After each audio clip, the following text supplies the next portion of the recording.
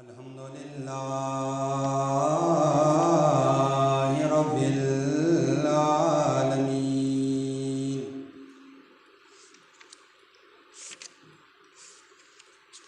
والصلاة والسلام علی سید المرسلین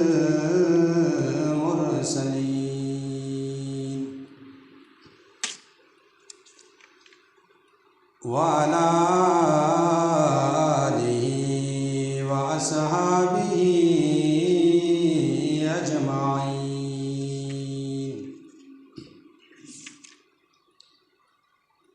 أما بعد فأعوذ بالله من الشيطان الرجيم بسم الله الرحمن الرحيم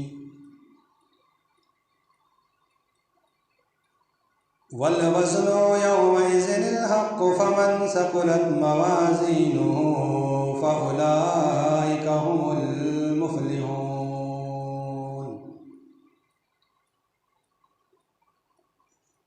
ومن خفت موازينه فأولئك الذين خسروا أنفسهم بما كانوا بآياتنا يظلمون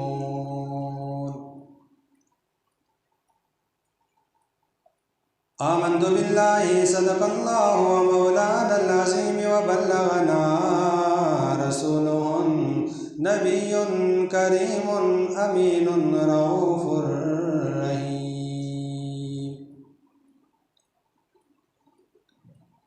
ببركته إن الله وملائكته يصلون على النبي يا أيها الذين آمنوا صلوا عليه وسلموا تسليما اللهم صل على سيدنا ومولانا محمد وعلى آل سيدنا محمد وبارك وسلم عليه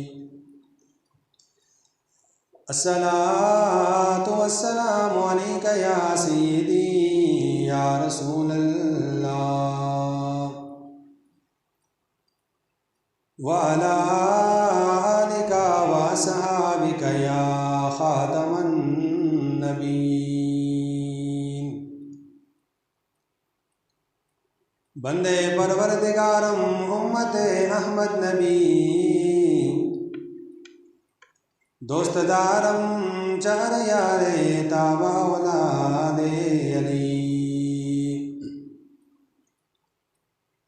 مذہب حنفی دارم ملت حضرت خلیل خاک پائے غوث اعظم زیر سایہ ہر ولی حمد اور نعت کے بعد لائق عزت و احترام معزز و مکرم سامعین کرام السلام علیکم ورحمۃ اللہ وبرکاتہ۔ عزیزان گرامی، سورہ اعراف کی 2 آیات بینات تلاوت کرنے کا شرف حاصل کیا۔ بارگاہ رب العزت میں دعا ہے مولا کریم حق اور سچ بیان کرنے، اس پر عمل کرنے اور دوسرے مسلمان بھائیوں تک پہنچانے کی توفیق عطا فرمائے۔ محرم سے قبل اگلے جمعہ میں ایک موضوع ہم نے شروع کیا تھا جس کا ایک حصہ ہو چکا تھا اور ایک باقی تھا۔ چونکہ درمیان میں محرم کا مہینہ آ چکا تھا تو اس وجہ سے اس کو ہم مکمل نہیں کر سکے۔ وہ موضوع جو ہم نے انتخاب کیا تھا کہ میزان عمل میں وزنی اعمال کون سے ہیں۔ انسان تو بہت ساری نیکیاں کرتا ہے، دنیا میں وقت گزارتا ہے، نیکیاں کرتا ہے، لیکن حضور علیہ الصلوۃ والسلام نے چند نیکیوں کی نشاندہی کرتے فرمایا کہ یہ نیکیاں میزان کے ترازو میں بہت زیادہ وزنی ہوں گی۔ ان میں سے ہم 2 پوائنٹ کے بارے میں پڑھ چکے تھے۔ ایک ہے اللہ کی تسبیح کثرت سے بیان کرنا اور دوسرا زیادہ خاموش رہنا۔ جو انسان جتنا خاموش رہے گا فرمائے اتنا یہ نیکی میزان عمل میں وزنی ہوگی۔ اور دوسرا فرمایا کہ جو انسان جتنی اللہ کی تسبیح بیان کرے گا، جتنی اللہ کی حمد و توصیف کرے گا، فرمایا یہ حمد و ثنا میزان عمل کے ترازو میں بہت زیادہ وزنی ہوں گی۔ اس کے بعد نمبر 3 پہ سرور عالم صلی اللہ علیہ وسلم نے فرمایا کہ اللہ کے پسندیدہ بندوں کے اوصاف اور میزان عمل میں وزنی عمل حسن اخلاق ہے۔ جس کے اخلاق اچھے ہوں، جو انسان زندگی گزارتے ہوئے بد اخلاقی کا مظاہرہ کرنے کے بجائے اپنی زندگی کو حسن اخلاق پر گزارتا ہے، سرور عالم نے فرمایا کہ یہ حسن اخلاق بھی بہت بڑی نیکی ہے۔ اس نیکی کی پر کوئی وزن نہیں ہے۔ دنیا کی جتنی بھی نیکیاں ہیں، فرمایا حسن اخلاق اپنے طور پر ایک عالی شان قسم کی نیکی ہے، کیونکہ حضور نے فرمایا کہ میں حسن اخلاق پہ چلتا ہوں اور اللہ تعالیٰ حسن اخلاق والے کو پسند کرتا ہے۔ حضرت سیدنا ابو درداء بیان فرماتے ہیں کہ سرور عالم نے ارشاد فرمایا ما شیء اثقل فی المیزان المؤمن یوم القیامت من خلق حسن وان اللہ لیبغض الفاحش البذیء۔ فرمایا قیامت کے دن جب انسان کے اعمال کو تولا جائے گا، وزن ہوگا، فرمایا اس کے اندر وزن نیکی حسن اخلاق ہوگا۔ جو انسان حسن اخلاق پہ چلتا ہے، جس کے اخلاق اچھے ہوں، فرمایا جب اس کے اعمال کو تولیں گے تو اس کے اندر حسن اخلاق جو ہے وہ سب سے زیادہ وزنی عمل ہوگا۔ اور رب حضور علیہ السلام نے ارشاد فرمایا کہ اللہ تعالیٰ نے سرور عالم کو حسن اخلاق سے نوازا اور تعریف فرمائی وَإِنَّكَ لَعَلَىٰ خُلُقٍ عَظِيمٍ، اے حبیب ہم نے آپ کو حسن اخلاق کے عظیم منصب پر فائز کر دیا۔ اب دیکھو عظیم منصب حسن اخلاق کا، رب نے فرمایا کہ اپنے حبیب کو میں نے حسن اخلاق پر قائم کیا، میں نے اپنے حبیب کو حسن اخلاق کا عظیم مرتبہ دیا، اور حضور کا جو امتی حسن اخلاق میں چلے گا فرمایا وہ بھی مجھے بہت زیادہ پسند ہے۔ اس لیے حضور نے فرمایا کہ زندگی گزارتے ہوئے حسن اخلاق پہ چلا کرو، اپنے اخلاق ایسے بناؤ کہ معاشرے کا کوئی بندہ تمہارے اخلاق سے متاثر ہو کر وہ دین کے راستے پر چلے۔ تمہارے اخلاق ایسے نہ ہو کہ بندہ دیکھ کر راستہ بدل دے، تم سے اپنے راہیں جدا کر دے، تمہارے اخلاق کے برے ہونے کی وجہ سے وہ اپنی عزت بچانے کی وجہ سے تم سے راستہ الگ کر دے۔ اب سنو اس کے بارے میں حضور نے کیا فرمایا۔ فرمایا زمین پر پھرنے والا سب سے بدترین بندہ کون ہے؟ سب سے زیادہ بدترین بندہ، تو حضور نے فرمایا بدترین انسان وہ ہے کہ جس کے بد اخلاقی کی وجہ سے لوگ اس سے راستہ چھوڑ دیں، اس سے تعلق کو ختم کر دیں، اس کے ساتھ اٹھنا بیٹھنا چھوڑ دیں کہ بندہ بڑا بد اخلاق ہے، اگر اس کے ساتھ بیٹھوں گا تو یہ میری بے عزتی کر دے۔ فرمایا ایک بندہ جب اس حد کو پہنچ جاتا ہے، فرمایا یہ بدترین بندہ ہے۔ سارے عالم کے لوگوں کو جمع کرو، ان میں سے جو برے لوگ ہیں ان کو الگ کر دو، ان سارے لوگوں میں سب سے برا بندہ یہ ہے کہ جس کے برے اخلاق کی وجہ سے لوگ اس سے ملنا چھوڑ دیں۔ اب دیکھیے ایک جانب تو حسن اخلاق ایک عظیم منصب ہے، حسن اخلاق پہ چلنے والے کو رب ذوالجلال پسند کرتا ہے، اور دوسری جانب فرمایا کہ جو انسان بدترین اخلاق میں چلے گا، فرمایا یہ اللہ کو ساری مخلوقات میں سب سے زیادہ برا لگتا ہے یہ بندہ۔ آج دیکھیں معاشرے میں کافی ساری خرابیاں بد اخلاقی کی وجہ سے ہوتی ہیں، گھر ٹوٹ جاتے ہیں، محلوں کے اندر بے اتفاقی پھیل جاتی ہے، گاؤں قبیلے ایک دوسرے سے چھوٹ جاتے ہیں، دو بھائی ایک دوسرے سے بچھڑ جاتے ہیں، راہ چلتا کوئی مسافر بھی جب اس گلی میں گزرتا ہے اسے پتہ ہے کہ یہاں بد اخلاق لوگ رہتے ہیں، وہ راستہ بدل دیتا ہے کہیں میری بے عزتی نہ ہو جائے۔ تو اسی لیے حضور نے فرمایا کہ حسن اخلاق تمہارے معاشرے کو سنوارنے کا عظیم ذریعہ ہے۔ جس معاشرے کے اندر اخلاق کی قدریں ختم ہو جاتی ہیں، فرمایا وہ معاشرہ بدترین معاشرہ بن جائے، وہاں جنگل کا قانون ہو جاتا ہے، پھر وہاں پر انسان کی اہمیت باقی نہیں رہتی، وہاں پر چھوٹے بڑے کی تمیز باقی نہیں رہتی، وہاں پر ماؤں بیٹی بہنوں کی عزت باقی نہیں رہتی، کیونکہ وہ معاشرہ جنگل کا قانون بن جاتا ہے، وہاں اخلاق نہیں ہوتا۔ اس لیے معاشرے کو سنوارنے کے لیے، معاشرے کو بہترین اور اچھے راستے پر گامزن رکھنے کے لیے اخلاق کا اعلیٰ ہونا ضروری ہے۔ سرور عالم صلی اللہ علیہ وسلم نے دین اسلام کی تبلیغ کی، 63 سال گزارے، کچھ مکہ میں گزارے کچھ مدینہ میں گزارے، اپنی زندگی ایسی بے لوث گزاری کہ آپ علیہ الصلاۃ والسلام اخلاق کے عظیم منصب پر فائز تھے، اور اسلام کی جتنی تبلیغ حضور علیہ الصلاۃ والسلام نے اخلاق کے ذریعے کی، بہت سے لوگ آپ کے اخلاق سے متاثر ہو کر اسلام کے اندر داخل ہوئے، اور نبی علیہ الصلاۃ والسلام کے بعد صحابہ کرام نے بھی اپنے اعلیٰ اخلاق کے جوہر دکھائے معاشرے کو، تو تبھی تو ان کا نام جو ہے سنہری حروف سے لکھا جاتا ہے۔ عمر فاروق کا دور ہے، حضرت علی مرتضیٰ شیر خدا کرم اللہ وجہ الکریم بیت المال کے انچارج ہیں، صبر کر رہا ایک بندے کو بھیک مانگتے ہوئے دیکھا، جو خیرات مانگتا ہے بھیک مانگتا ہے۔ عمر فاروق نے کہا کہ انسان تو بھیک کیوں مانگتا ہے؟ ہٹا کٹا جوان ہے تو مزدوری کیوں نہیں کرتا، نوکری کیوں نہیں کرتا، تو اپنے لیے حلال کمائی کیوں نہ، تو بھیک کیوں مانگتا ہے؟ حالانکہ اسلام نے تو بھیک کو منع کیا، بڑا اسلام نے بھیک کی بڑی مذمت بیان فرمائی۔ تو اسے فرمایا میں تو پہلے مسلمان ہوں، عیسائی ہوں، میں اقلیت سے ہوں، میں مسلمانوں کی حکومت میں رہتا ہوں، جب تک میں تندرست تھا میں مزدوری کرتا، اپنا گھر کا خرچہ بھی چلایا کرتا اور مسلمان حکومت کو جزیہ بھی دیا کرتا تھا۔ اب میں بیمار ہو چکا ہوں، میں کما نہیں سکتا، جزیہ تو مجھے دینا پڑتا ہے، اپنے گھر کا خرچہ بھی چلانا پڑتا ہے، جب میں مزدور نہیں کرتا تھا تو میں بھیک مانگتا ہوں۔ اب دیکھیں اسلام کے اعلیٰ اخلاق کی تصویر کیا دی، صحابہ کرام نے اپنے اعلیٰ اخلاق کے ساتھ معاشرے کو کیسے فتح کیا۔ عمر فاروق نے فرمایا علی ایسا کرو، اس بندے کا جزیہ بھی معاف کرو اور اس کا وظیفہ بیت المال سے مقرر بھی کرو۔ اگر یہ عیسائی ہے، اگر یہ جس مذہب سے تعلق رکھتا ہے تو یہ انسان ہمارے معاشرے میں رہتا ہے۔ جب یہ تندرست ہونے کی حالت میں جزیہ دیا کرتا تھا، آج یہ نہیں دے سکتا تو کیا یہ بھیک مانگے گا؟ فرمایا نہیں، ایسا نہیں ہو سکتا، اگر اس نے ہمیں جزیہ دیا ہے آج ہم اسے اس کا بدلہ دیں گے۔ فرمایا جزیہ بھی معاف کر دو، اس کو بیت المال سے ماہانہ وظیفہ بھی دیا تاکہ یہ بھیک نہ مانگے۔ تو اس عیسائی نے کہا کہ کتنا عظیم مذہب ہے، کتنا عالیشان دین ہے، میرا وظیفہ بعد میں مقرر کرو، مجھے پہلے کلمہ پڑھاؤ۔ آج ہمارے اخلاق کو دیکھ کر مسلمان بھی ہم سے بھاگتے ہیں۔ کسی کافر کو اپنے اخلاق سے متاثر کرنا تو دور کی بات ہے، کسی ہندو کو، کسی عیسائی کو، کسی بت پرست کو، کسی مجوسی کو اپنے اخلاق سے متاثر کرنا تو بڑی دور کی بات ہے۔ آج تو مسلمان ہم سے بھاگتے ہیں۔ ہم بحیثیت مسلمان جب کسی جگہ پہ جاتے ہیں، ہمارے اخلاق کا لیول یہ ہوتا ہے کہ لوگ کہتے ہیں یہ پھر آ گیا جی، یہ پھر کوئی بات نکالنے کا زمان سے، لحاظ بہتر یہاں سے چلے جاؤ۔ فرمایا جو اسلام کا ماننے والا ہو، سرور عالم صلی اللہ علیہ وسلم کا ماننے والا ہو، فرمایا رب نے فرمایا انک لعلی خلق عظیم، اے حبیب میں نے تو آپ کو عالیشان اخلاق کے منصب پہ فائز کیا ہے۔ تو حضور کا امتی بھی تو اخلاق والا ہونا چاہیے۔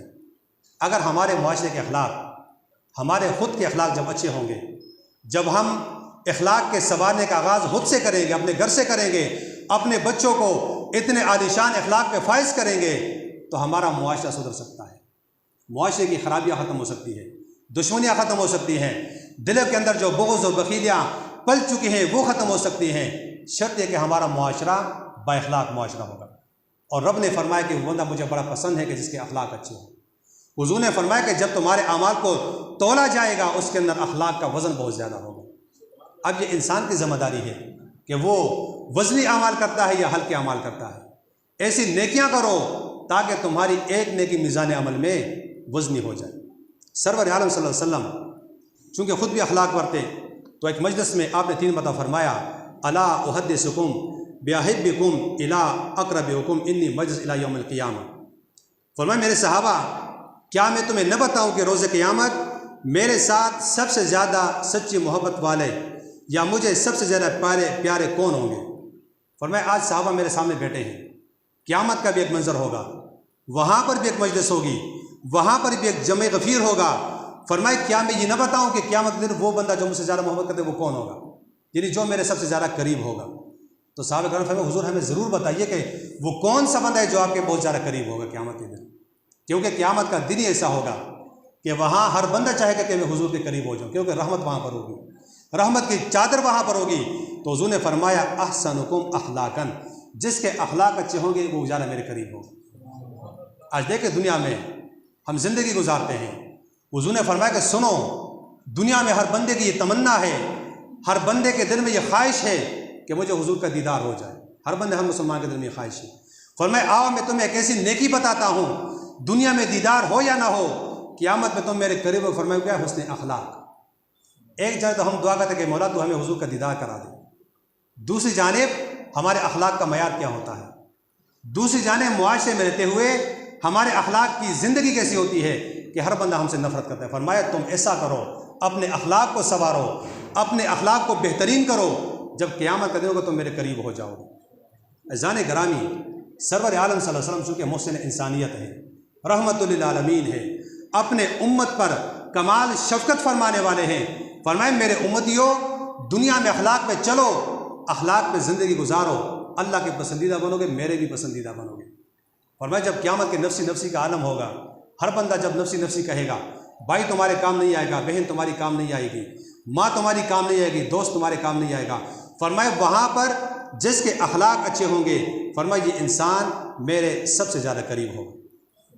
ملا علی قاری فرماتے ہیں کہ سرور عالم صلی اللہ علیہ وسلم نے اپنی ظاہری زندگی ایسے گزاری کہ کبھی کسی کو تکلیف نہیں دی، اپنے اخلاق کا معیار اتنا اونچا رکھا، مسلمان تو مسلمان غیر بھی آپ کے اخلاق سے متاثر ہوا کرتے تھے۔ تو بحیثیت مسلمان، بحیثیت حضور علیہ السلام کے امتی ہونے کے، یہ ہماری بھی تو ذمہ داری بنتی ہے کہ ہم اخلاق کے اوپر چلیں۔ آگے حضور نے فرمایا کہ اس کے بعد عظیم نیکی کیا ہے؟ ایک تو اخلاق پہ چلو، خاموشی اختیار کرو، اللہ کی تسبیح بہت زیادہ بیان کرو، اس کے بعد مسلمان بھائی کے جنازے میں شرکت کرنا، صرف جنازہ پڑھ کے آنا نہیں، اس کی تدفین تک شرکت کرنا، فرمائی سب سے عظیم نیکی ہے۔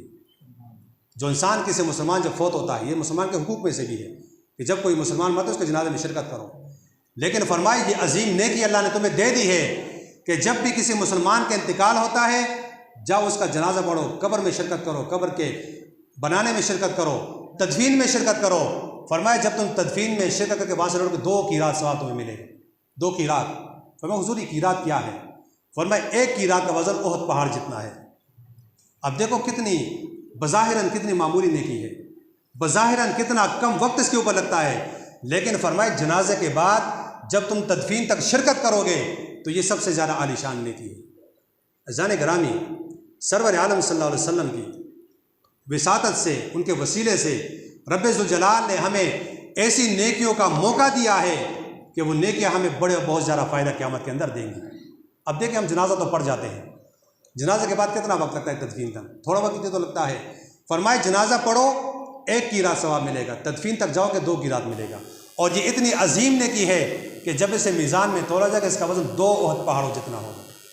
حضور نے آگے فرمایا کہ اولاد کی وفات پر صبر کرنا یہ سب سے بڑی نیکی ہے۔ جس بندے کی اولاد انتقال کر جائے، کسی کا چھوٹا بچہ فوت ہو گیا یا جوان بیٹا فوت ہو گیا، فرمایا اگر وہ بچے کی وفات پہ صبر کرے گا تو رب ذوالجلال اسے انعام کیا دے گا؟ رب ذوالجلال نے فرمایا، حضور نے ارشاد فرمایا کہ وہ 5 چیزیں جو ترازو کے اندر رکھی جائیں گی اس کا وزن بہت زیادہ ہوگا۔ آخر میں حضور نے ان ساری باتوں کو خلاصہ پیش کیا، فرمایا کہ میزان عمل کے ترازو میں ایسی 5 نیکیاں جن کا وزن بہت زیادہ، فرمایا ان میں سے ایک نیکی یہ بھی ہے کہ جب کسی کی اولاد فوت ہو جائے اس پر صبر کرے۔ اس صبر کا معنی کیا ہے؟ اگر کسی کی اولاد نہیں فوت ہو کیا وہ صبر نہیں کرے گا؟